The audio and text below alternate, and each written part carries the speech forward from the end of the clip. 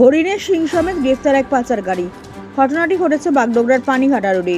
ধৃত ব্যক্তির নাম সুব্রণ বড়াই। ওই ব্যক্তি ওদলাবাড়ির বাসিন্দা। ঘটনা সম্পর্কে জানা গিয়েছে, গোপন সূত্রে খবর পাওয়ার পর বাগডোগরার পানিঘাটা রোড এলাকায় অভিযান চালানো হয়। এই ঘটনায় একজন ব্যক্তিকে গ্রেফতার করে এসএসবি ৮ নম্বর ব্যাটালিয়নের বড় মনিরাম জুট কোম্পানির জওয়ানরা। ধৃতের হেফাজত থেকে দুটি হরিণের শিং উদ্ধার করা হয়েছে এসএসবি। পরবর্তীতে উদ্ধার হরিণের শিং তুলে দেওয়া হয় বাগডোগরা বন দপ্তরের কাছে। ধৃতকে শিলিগুড়ি মহকুমা আদালতে পাঠানো হবে। এই ঘটনার তদন্ত শুরু করা হয়েছে। কারা জড়িত রয়েছে সেই বিষয়ে তদন্ত শুরু করেছে বন দপ্তর।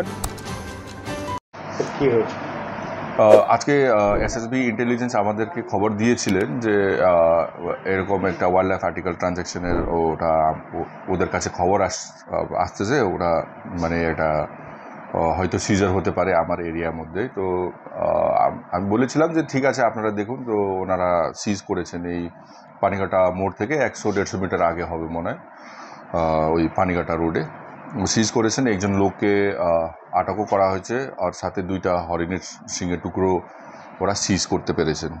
আর লোকের নাম হচ্ছে সুব্রণ বড়াই। ও হচ্ছে মানাবাড়ি ওদলাবাড়ির বাসিন্দা।